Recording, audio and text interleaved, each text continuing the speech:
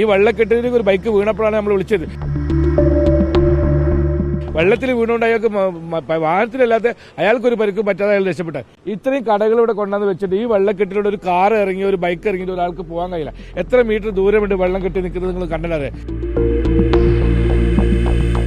കോഴിക്കോട് നഗരത്തിൽ ഇന്ന് സന്ധ്യ കഴിഞ്ഞ് ശക്തമായ മഴയായിരുന്നു. ആ മഴയിലാണ് ബീച്ചിന് സമീപത്ത് ഈ രീതിയിലുള്ള വെള്ളക്കെട്ട് രൂപപ്പെട്ടത്.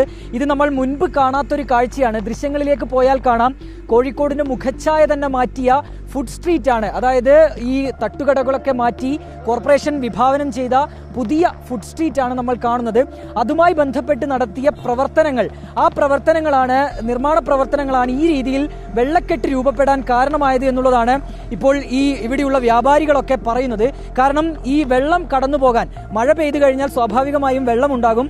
ആ വെള്ളം കടന്നു പോകാൻ ആവശ്യമായ ഒരു ഭാഗം അല്ലെങ്കിൽ ആ രീതിയിലുള്ള ഒരു ഭാഗം ഇവിടെ ഉണ്ടാക്കിയിട്ടില്ല എന്നുള്ളതാണ് വ്യാപാരികളുടെ ഒരു ആരോപണമായി പറയുന്നത്. എന്താ ഇപ്പൊ ഇങ്ങനെ ഒരു വെള്ളക്കെട്ട് രൂപപ്പെടുന്നത്? ഈ വെള്ളക്കെട്ടിന്റെ ഈ പദ്ധതി തുടങ്ങുന്ന അന്ന് മുതൽ നമ്മൾ ചെയർമാനോടും ഇതിന്റെ എഞ്ചിനീയർമാരോടും ഈ വർക്ക് എടുക്കുന്നവരോട് പറഞ്ഞിട്ടുണ്ട് ഇവിടെ ഇങ്ങനെ ഒരു വെള്ളക്കെട്ട് ഉണ്ടാവും. കാരണം കോർപ്പറേഷൻ ഓഫീസിന് മുതൽ ഈ ലെവൽ വരെ വരുന്ന വാട്ടർ ലെവലിൽ ഇങ്ങോട്ടേക്ക് സ്ലോപ്പാണ്. അപ്പോൾ മഴവെള്ളം റോഡിലെ മുഴുവൻ വെള്ളം ഇവിടേക്കാണ് വരിക.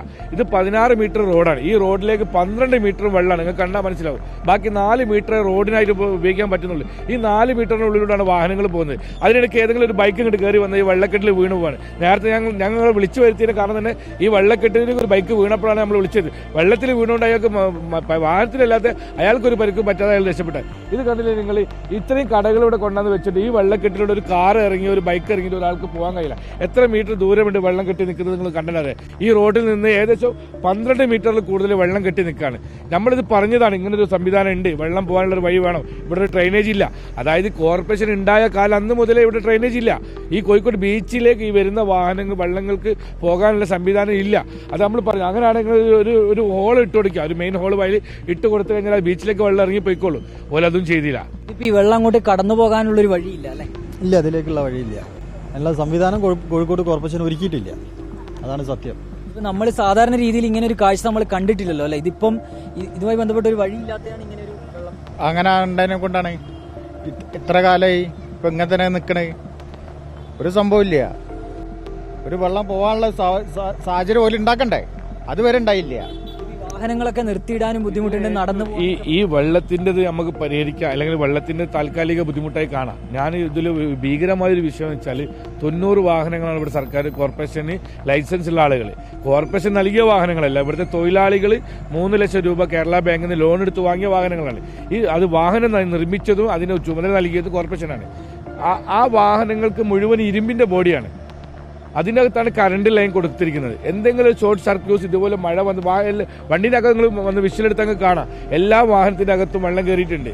ഇത് വല്ല ഷോർട്ട് സർക്യൂട്ട് സംഭവിച്ചാൽ, ഏതെങ്കിലും തൊഴിലാളിക്ക് എന്തെങ്കിലും സംഭവിച്ചാൽ എന്ത് ചെയ്യാൻ പറ്റുമോ? ഏതെങ്കിലും ഒരാൾക്ക് വാഹനത്തിനകത്ത് കയറാൻ പറ്റുമോ?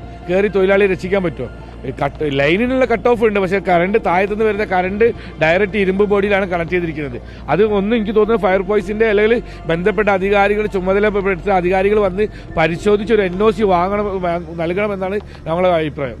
ഏതായാലും വലിയ ബുദ്ധിമുട്ട് ഇവിടേക്ക് വരുന്നവർക്കുണ്ട്. വാഹനങ്ങൾ പാർക്ക് ചെയ്യുമ്പോൾ അതിനുള്ള ബുദ്ധിമുട്ടുണ്ട്. ഒപ്പം ഇതുവഴിയൊക്കെ നടന്നു പോകുന്നതാണ് ബീച്ചിലെത്തുന്നവർ. അവർക്കും ഈ വെള്ളക്കെട്ട് രൂപപ്പെട്ടത് കാരണമുള്ള വലിയ പ്രശ്നമുണ്ട്. നേരത്തെ ഏതാണ്ട് ഈ റോഡിന്റെ പകുതിയിലധികം വെള്ളമുണ്ടായിരുന്നു എന്നുള്ളതാണ് വ്യാപാരികളൊക്കെ പറയുന്നത്. ഏതായാലും ഇതിനൊരു പരിഹാരം കണ്ടെത്തേണ്ടത് അത്യാവശ്യമാണ്. അവിടെ ഒരു വഴി, വെള്ളത്തിന് കടന്നു പോകാനുള്ള ഒരു വഴി ഉണ്ടെങ്കിൽ തന്നെ ഈ പ്രശ്നം പരമാവധി അല്ലെങ്കിൽ ഭൂരിഭാഗം പരിഹരിക്കപ്പെടുകയും ചെയ്യും. വീഡിയോ ജേർണലിസ്റ്റ് ഷെനിൽ കണ്ണനൊപ്പം reporter Abhijith Muzhakkunnu, in reporter, Kozhikode.